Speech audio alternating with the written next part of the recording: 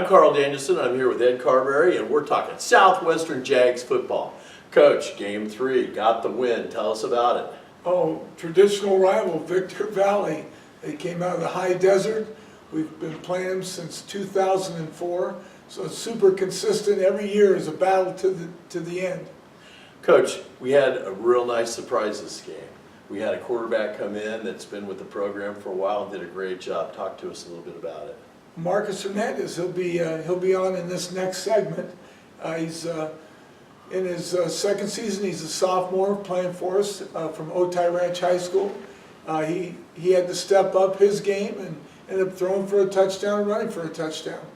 Absolutely, and then after that, we actually were able to bring in one other quarterback that's been with the program for a while, and he got in and actually did a little bit well himself. Yeah, we played Armani Jones-Saylor. Armani played for us last year, started 2 games, and came in relief of Marcus. Did a good job, scored a touchdown, led the team, did a really awesome job. How about the running game this week? Let's talk about it a little bit. Running game was kind of, if you're looking for stats, it wasn't the weekend to have stats because we dominated the kicking game. We had the ball so close to our own end of the field. I think we only had like 160 yards total offense because there wasn't much to get done. It's funny you say only 160 yards. I can remember for some teams 160 yards is quite a bit. Let's go ahead and talk a little bit about that kicking game. You know, I think that makes us a downhill football team, if you will, by having that talent on there. So if you will, talk about it. Every game's like a clinic out there for Jaime Medina. Jaime went to Point Loma High School and Sac State. Now he's back here with us. He hit one punt from the goal line, our own end zone, punted it all the way out to the other 20-yard line, and completely flipped the field in terms of field position. Yeah, it was huge. That was a big one. Let's talk about that field goal. Was that a 48-yard field goal? 48-yard field goal. He's got the power to do it. We were out here at Southwestern at the field house, and he was kicking the ball from the 40-yard line about a month ago. The dean came down and asked him to back up. He was hitting the 3rd floor windows from the 40-yard line. Oh my word. Let's also talk about the coverage on the kickoff and the coverage on the punt team. It's amazing. We've been, Coach Clyde Logan runs our special teams for us, and Clyde's done a great job motivating guys to get down the field and matching the intensity of our opponent. Everybody understands that kickoff return and kickoff, those are all difficult plays because they're looking for guys who can play in space, but they're also the first play of offense and defense. The better we do there, the fewer first downs we have to earn. And he is doing a great job. There were 2 specific plays that I'm thinking about where the receiver receiving the punt catches the ball and BAM! Down he goes. I mean, that's some timing right there. That was great coverage for sure. We look at the ball, when Jaime punts the ball or he kicks it up, but really when he punts the ball so high it goes outside of the sphere of the lights. And so it looks like you lose complete control of where the ball's at. It's coming straight down, looks like it dropped off the Empire State Building, and some guy's down there trying to catch it and you can't see it till the last second. Fantastic. Let's talk about that defense. Holy cow, the DBs were on fire this last week. The defense was awesome. They've come to play every week. We're averaging giving up less than 7 points a game while we're scoring over 30. Super intense group. Eric Wright from Saints had a 104-yard interception return for a touchdown in the game. Yeah, it was pretty crazy. We were actually in the booth upstairs watching it. He made the catch, and we were thinking like, oh God, let's get him out to the 20. Oh God, let's get him out. And he just kept sifting his way through, and then finally broke through, and away he went. It was something. Yeah.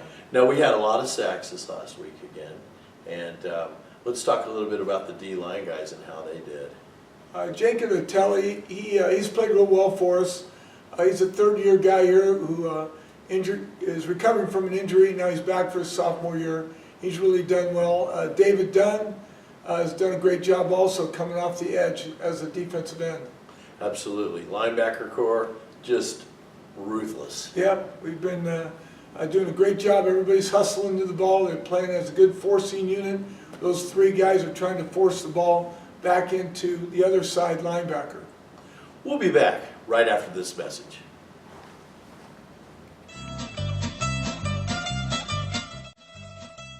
Nicolosi's is San Diego's most authentic Italian restaurant. For more than 60 years, they have been serving up fresh and authentic recipes passed on from generation to generation. Nicolosi's offers Italian food catering, wedding catering, special event catering, large business takeout orders, office takeout orders, school restaurant fundraiser nights, and birthday parties and private holiday party reservations. Come on out and see Ron and Barb at Nicolosi's.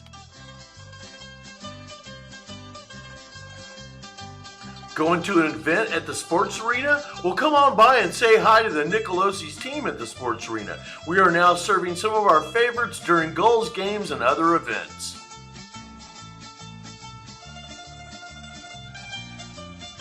Visit them today for the best Italian food in town. Mangia!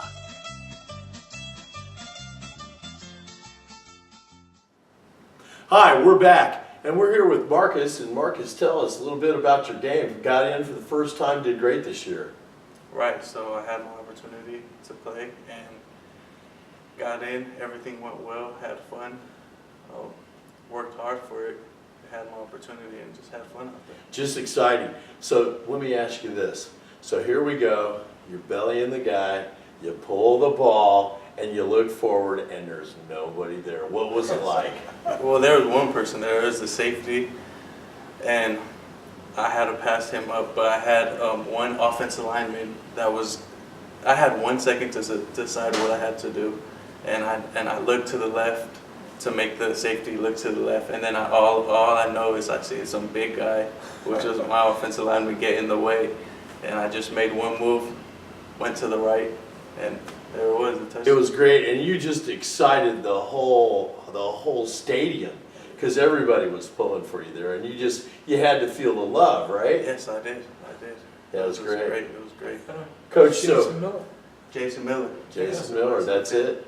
Yeah, great player and had a great block on that. Coach, tell us about like his stats on the game. Do we know what exactly he had? I know through one touchdown, rush for a touchdown. Again, we had a short field. We weren't getting a lot of yards that we had to get. But the great thing about Marcus is he's worked super hard to be at this point right now. To get the opportunity, if you've been here full time, then you're off, then you're back, then you're working and doing a lot of things like typical community college student would do. And he's focused on getting better every week, and he really improved when we needed him. So Marcus, your growth as a quarterback in community college, and obviously I've been here and I've seen it happen, okay?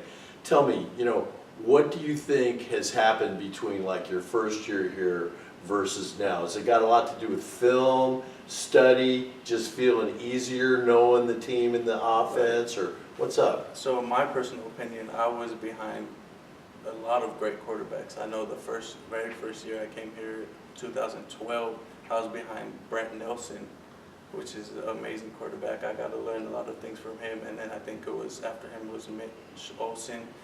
And then I came 2016, played behind JoJo Hudson in my class. That I've learned a lot in their running game. I've learned a lot. And then, this year I come, and I've just learned, over the years, I've just learned a tremendous amount of everything pretty much. So now I have my opportunity, I'm taking it to the field, and now after all of that, now it just feels normal out there. It feels, I'm not nervous to get out there, just everything felt normal. Yeah, I definitely could tell that you'd seen a lot of guys play before. Like I was watching Brent Nelson's leg drag as you were like trying to buy time, right? Obviously, I saw the Michael Glass move where you came out to the outside and kind of creeped up a little bit, and they came up and then you threw over the top. Like, so you've taken a whole lot of stuff from a lot of players from before and put that into your arsenal. Yes, of course. Yeah, that's outstanding. So, Coach, as far as like, the plays and what you have, full playbook for this guy, right? Absolutely. The one thing I was going to add into what Marcus was saying is that he's comfortable with all the words. He knows the offense because he's been there a while, and it's really added to his ability to open up and do different things than we were doing with, say, a quarterback that didn't have as much experience. Now, there's a lot of players out there that are actually high school players that are watching this. And tell them a little bit about your study and what you have to do to get ready for a game. Come happy and wanting to be there. I think that's where it starts. And then after you get Monday through, Tuesday will follow, Wednesday, Thursday, and it'll just go smooth. And you have to. It's fun to me now. So I think if you make it fun, everything's gonna go smoothly. Has the game slowed down for you a little bit too? It has. Everything has slowed down a lot. Outstanding. So, Coach, we're coming into next week here, and we coming into Fullerton. Yep. So, tell us a little bit about what's happening on that, as far as where we're at, and with the player personnel and stuff like that. Sure. Well, we're playing Fullerton College. It's been a while since we played them, probably well over a decade for sure. They're the #1 defending state champion. They've won 22 games in a row and have an outstanding program going on with great players. The #2 consecutive win totals in the state is Southwestern College at 10. So it'll be a good battle. It's a great opportunity to go out there and compete against the very best and find out, kind of as a measuring stick, where you're at, where the program's at, and what we need to do to continue to improve and get better. Marcus, just want to congratulate you on a great game last week, and looking forward to see you and what's going on. Okay? Thank you very much. I appreciate it. We'll be right back after these messages from our sponsors.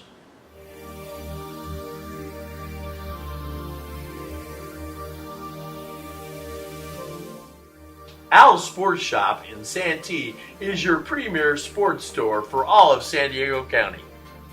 From team equipment to letter jackets and awards, Al's is the best in San Diego County. Let Al give you his personal touch on equipment, awards, or any of your sports needs. See you at Al's.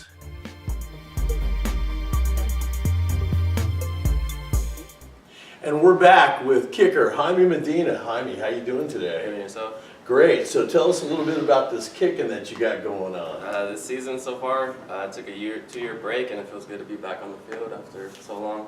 Awesome. So your punts. Now, I got to tell you something. This last game, you had a punt like from almost our end zone to the opposite 20-yard line. Tell us something about that. It's kind of just been practicing. I've been doing this since my freshman year of high school, and it's what I want to do for the rest of my life. So. Were you a soccer player when you were younger? Yeah, I grew up playing soccer till my senior year of high school, and that's when I finally gave it up because I didn't want to get hurt for football. Awesome. So now you're place kicking. You have a 48-yard field goal, Yeah. Is that right? Holy cow. So let me tell you, I want to just know what it's like to zero in, to follow it. What goes through your head? It's kind of just doing your 111, do your job. Just keep your eyes down, because if you see the block coming, you're going to miss. And if you worry about the snap, you're going to miss. So it's one steady motion all the way through, and then keep your head down to after the kick. I'll tell you what, and you get them down there. Those kickoffs, by the way, just blasting them down there. That's the best defense there is, right? Where did you come up with your ability to kick off like you do? It kind of started from not wanting to play soccer anymore. I was like, I'm really good at football, and this is less running. Soccer, you run the whole entire game, so I'm going to stick with football, and I just kick it as far as I can.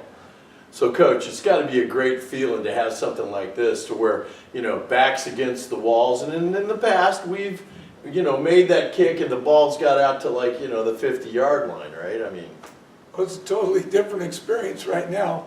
We're kicking the ball. We're having to encourage our guys on kickoff coverage to run all the way down the field. They expect him to kick it so far into the end zone that nobody returns it.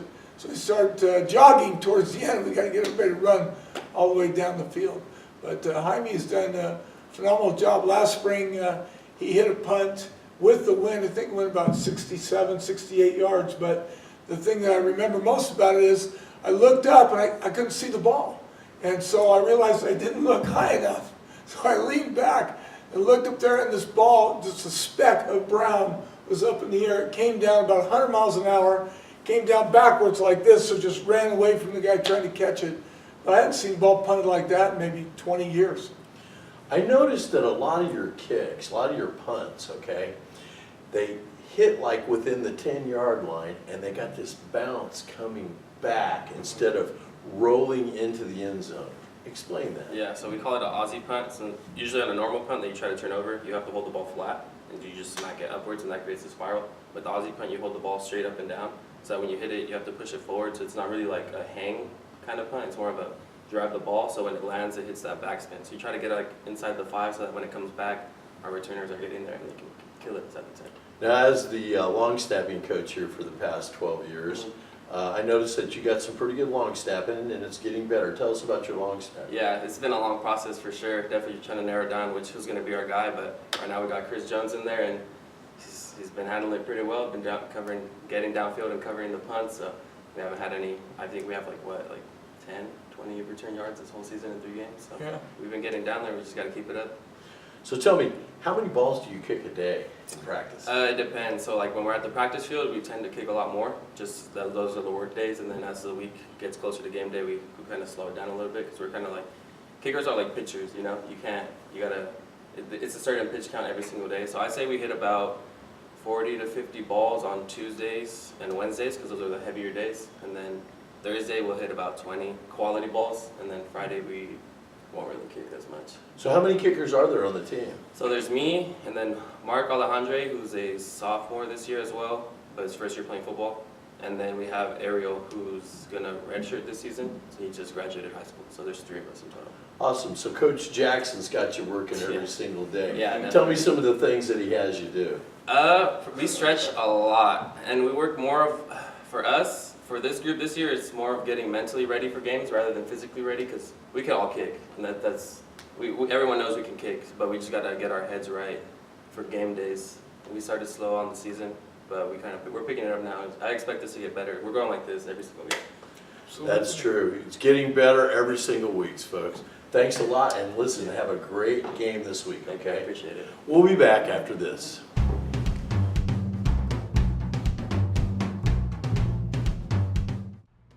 H12 Sports Academy is San Diego's premier sports academy. If you're an athlete looking to take your game to another level, or a parent looking for instruction for your youngster, H12 is the right fit for you. Whether it is baseball or softball and even yoga, Scott Hoppy Hopgood and his team can coach you up. H12's facilities are some of the finest in the county, and they also have some of the greatest instructors. So give them a call at 619-328-1412, or they love for people to drop by, so come by 9314 Bond Avenue in El Cajon. And we're back. Well, Coach, you got your work cut out for you this week. You got Fullerton coming in, #1 team. What are we going to do? Well, we're going to do what we do. We picked what we're going to do. We picked a form of offense and a form of defense in the kicking game that we felt is the best way to go about this process that takes us towards game day and then winning games. And so we're going to stick with that process no matter who we play, what their ranking is. They're going to be a great team. On video they look fantastic, but we're going to go out and do what we do. Their defense, what kind of a defense do they run, Coach? Very, very basic. They're 4-3 defense, 4 deep shell behind it.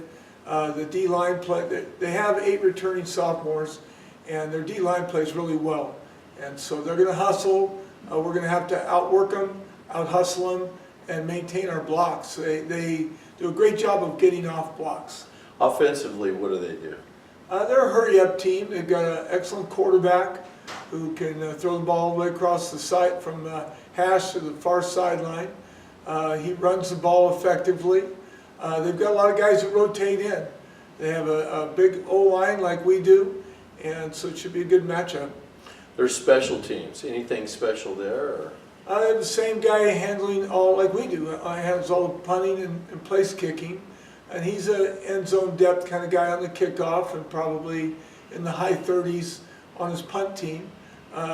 They're just solid. They've got good speed. So because of that speed, They can cover kicks. So the kicking game is an area we should match up very well with them.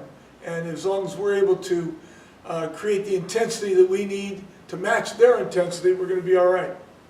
Well, folks, you need to come down at 6 o'clock to see the top teams here in the National Conference go after it this weekend. Coach, good luck on that. Thank you. I'm Carl Danielson along with Ed Carberry, and we'll see you next time.